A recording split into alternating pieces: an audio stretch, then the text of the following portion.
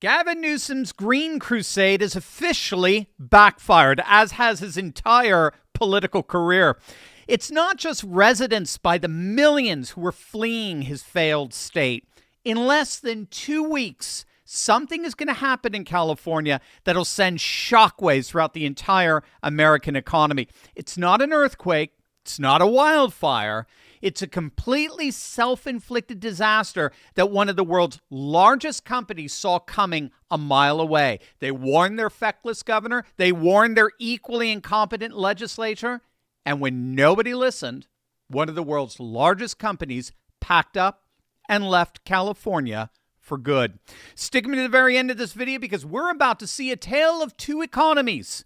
A burgeoning, flourishing red state economy that's leading the way to national renewal, and a dying, decaying blue state economy that's slowly but surely crumbling into dust. Chevron, one of the world's largest multinational energy corporations, with a market capitalization of approximately $300 billion, it ranks among the top 5 oil and gas companies globally alongside ExxonMobil and Saudi Aramco and Shell and BP. Founded in San Francisco in 1879, the company has long been a staple of California industry. That is, until now. Just months ago, Chevron announced they were moving their headquarters to Houston, Texas, a move that had many asking why. Why leave the Golden State that's been your home for over 140 years? Their CEO, Mike Wirth, was blunt. It's because California sucks. Gavin Newsom's California is a disaster. It's simply too tough a place to do business. The taxes, the regulations, they're utterly out of control. Astonishingly, things are so bad, they can't even pay their 6-figure engineers enough to make them want to live there anymore. And it's not just Chevron. Valero, which supplies a substantial portion of California's fuel, they've announced that they too are leaving the state. They plan on closing their Benicia refinery by April of 2026, which economists say will have a stunning impact on the state's gas supply. If you thought prices were high in California now, just wait until the summer of next year. The city of Benicia alone is losing 20% of their entire budget.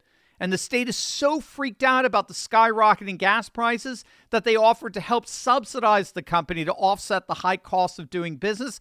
But Valero executives, they were like, forget you. They were not interested in the least in going into business with the environmental wackos in Sacramento. In fact, they're willing to take a $1 billion loss just to get out of California by April.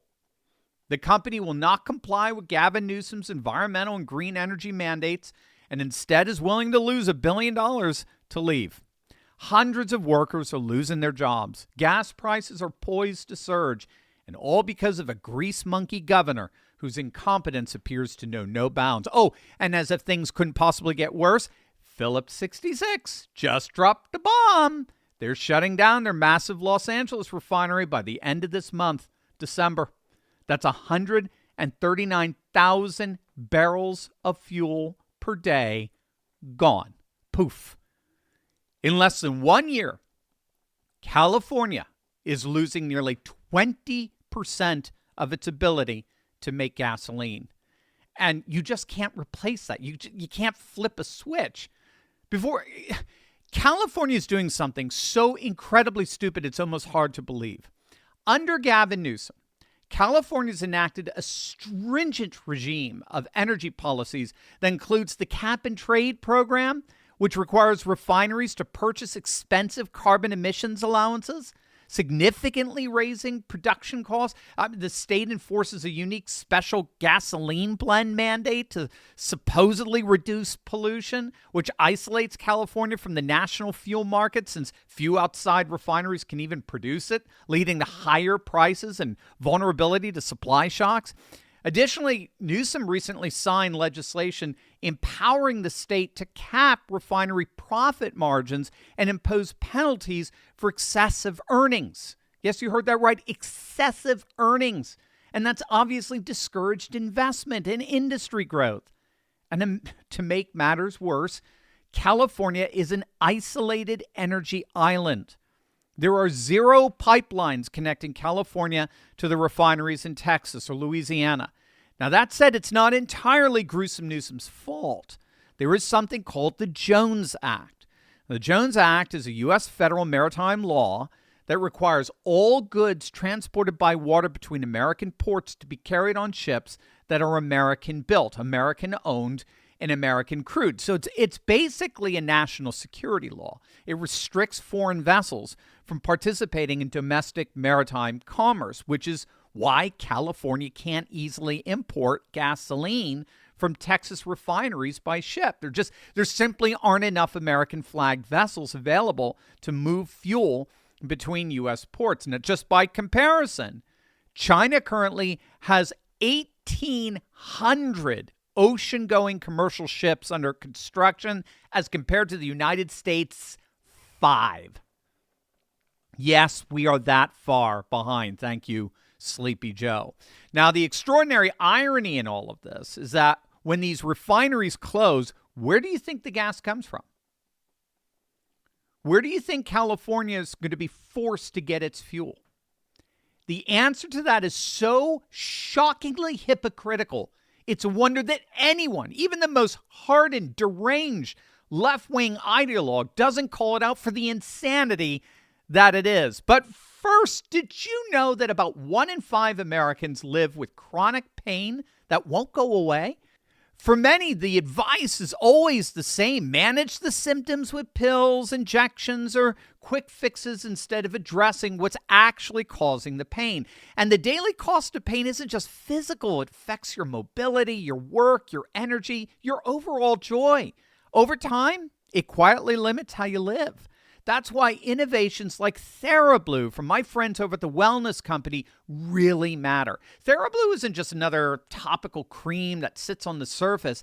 It's a next-generation peptide gel designed to work at the cellular level, where inflammation and tissue stress actually begin. It uses advanced molecular delivery technology to help key ingredients penetrate deeper into muscles and connective tissue. Its formula includes compounds like GHK copper peptide, which supports tissue repair and collagen production, along with NAD+ support for cellular energy and recovery. It also contains methylene blue, known for supporting mitochondrial function, plus natural anti-inflammatory ingredients like turmeric and arnica and MSM and white willow bark. The result is fast-absorbing, non-greasy comfort that doesn't just numb the area, but supports your body's own recovery process over time. No pills, no injections, no harsh chemicals.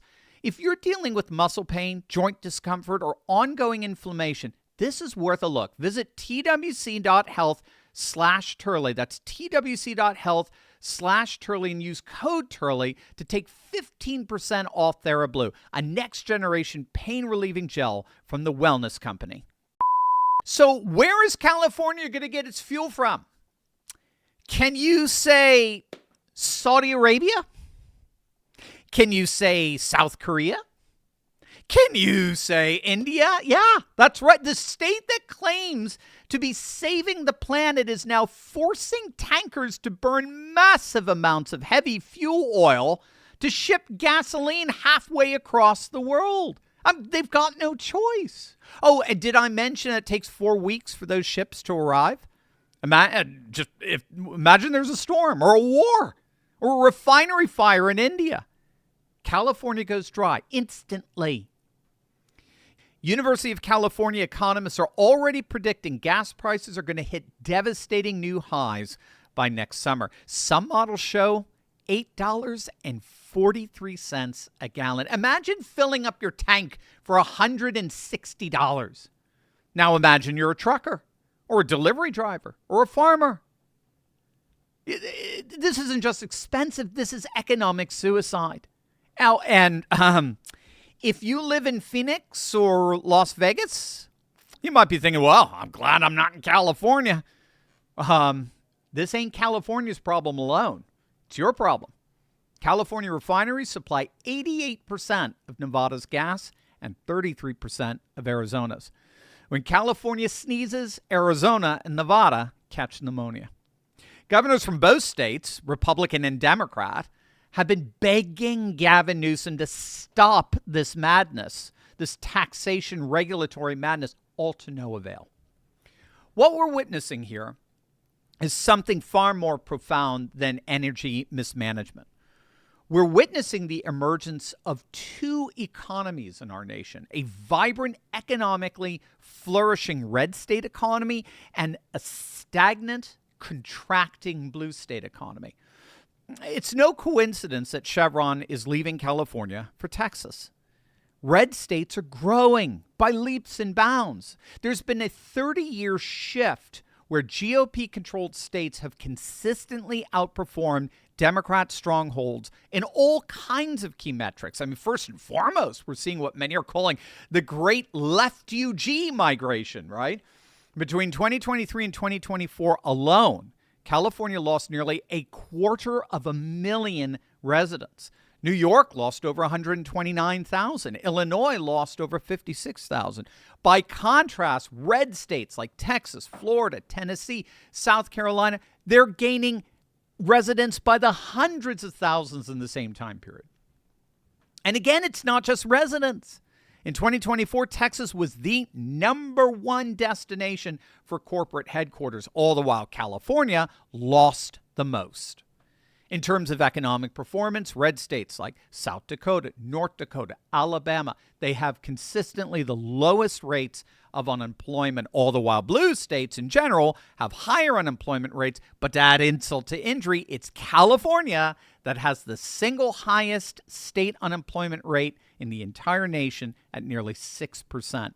In terms of GDP, the Southeast region, driven primarily by Florida and Georgia, Tennessee, North Carolina, they've reached $6.5 trillion in economic output, now surpassing the Northeast, historically America's economic engine led by New York City, which now has its own Mamdani problem.